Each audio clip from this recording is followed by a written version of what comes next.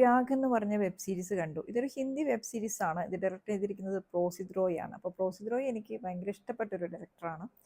പാതാൾ ലോക കണ്ടതിന് ശേഷം ഞാനൊരു പ്രോസിത് റോയ് ഫാനാണ്. അപ്പോൾ ഇതിൽ ആ ക്രാഫ്റ്റിൽ അതിൽ കണ്ട ക്രാഫ്റ്റൊക്കെ നമുക്കൊന്ന് എക്സ്റ്റെൻഡഡ് ആയിട്ട് ഈ സീരീസിലും കാണാൻ പറ്റുന്നുണ്ടെന്നാണ് എനിക്ക് പേഴ്സണലി തോന്നിയത്.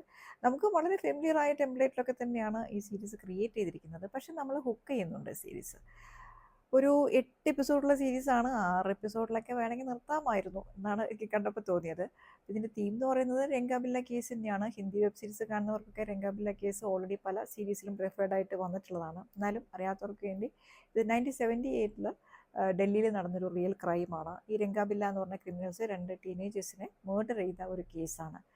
ഈ സീരീസ് ബേസ് ചെയ്തിരിക്കുന്നത് ഇവരുടെ ഒരു ബാക്ക് സ്റ്റോറി. ഈ രണ്ട് രംഗാബില്ല ക്യാരക്ടേഴ്സിനെ ബാബു റെജോ എന്ന് പറഞ്ഞിട്ട് 2 ഫിക്ഷണലൈസ്ഡ് ക്യാരക്ടേഴ്സിനെ ക്രിയേറ്റ് ചെയ്തിട്ടുണ്ട്. പിന്നെ ഈ കുട്ടികളുടെ ഒരു അവരുടെ സ്റ്റോറി, അവരുടെ പാരൻസ്, അതുപോലെ പിന്നെ ഇത് അന്വേഷിക്കുന്ന പോലീസുകാർ, അങ്ങനെ ഒരു 3 ലെയറിലായിട്ടാണ് ഈ സീരീസ് മൊത്തത്തിൽ പ്ലോട്ട് ചെയ്തിരിക്കുന്നത്.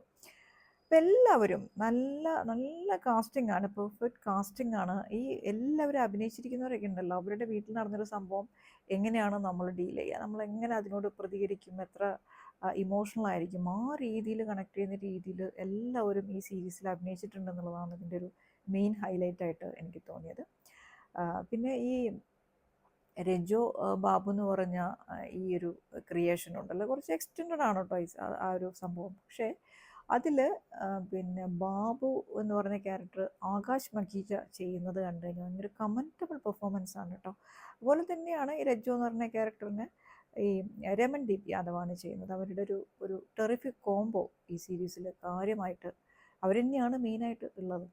പിന്നെ ഈ 2 കുട്ടികൾ, ഓരോ കാര്യം പറയാതിരിക്കാൻ പറ്റില്ല കേട്ടോ. അവർക്കൊരു എപ്പിസോഡ് ഡെഡിക്കേറ്റ് ചെയ്തിട്ടുണ്ട്. ഭയങ്കര നമ്മളെ ഇമോഷണലി ഡിസ്റ്റർബ് ചെയ്യുകയും അതുപോലെ തന്നെ നമ്മളിങ്ങനെ ഈ കുട്ടികളുടെ അഭിനയം കണ്ടിട്ടുള്ളത് നമ്മളിങ്ങനെ കണ്ണ് തള്ളിപ്പോട്ടോ. അത്രയ്ക്ക് നല്ല ആക്ടിങ് ആണ്. ദിവ്യ ശർമ്മ, ഇവാൻ ശർമ്മ 2 കുട്ടികളാണെങ്കിൽ ദിവ്യൊക്കെ ഒരു രക്ഷയില്ല കേട്ടോ, നല്ല അഭിനയമാണ്, നാച്ചുറലായിരുന്നു. പിന്നെ ഇവരുടെ പാരൻസ് ആയിട്ട് അറോറ കപ്പിൾ, അത് നമ്മളുടെ ആമിർ ബഷീറും പിന്നെ സൊനാലി ബേന്ദ്രെ കുറേ കാലത്തിന് ശേഷമാണ് കാണുന്നത്. വാട്ട് എ കംബാക്ക്, എനിക്ക് നല്ല ഇഷ്ടപ്പെട്ടു. വെൽ കൺട്രോൾഡ് ആയിട്ട് ചെയ്തിട്ടുണ്ട്. പിന്നെ ഈ പോലീസുകാരെ ലീഡ് ചെയ്യുന്നത്, എൻക്വയറി ലീഡ് ചെയ്യുന്നത് അലി ഫസലാണ്. അലി ഫസലും തുടക്കം തൊട്ട് അവസാനം വരെ ആ ക്യാരക്ടർ അങ്ങനെ മെയിൻറ്റെയിൻ ചെയ്തിട്ടുണ്ട്.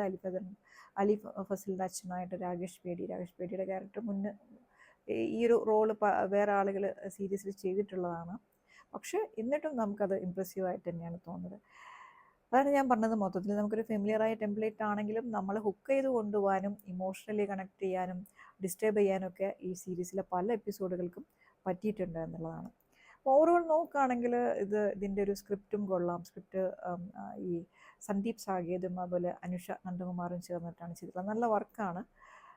മൊത്തത്തിൽ നമുക്ക് കണ്ടിരിക്കാവുന്ന, നമ്മളെ കണക്ട് ചെയ്യുന്ന, ഹുക്ക് ചെയ്യുന്നൊരു സീരീസ് ആയിട്ടാണ് രാഗ് എനിക്ക് ഫീൽ ചെയ്തത്. അപ്പോൾ കാണാത്തവരൊക്കെ ഈ സീരീസ് ഒന്ന് ട്രൈ ചെയ്ത് നോക്കുക.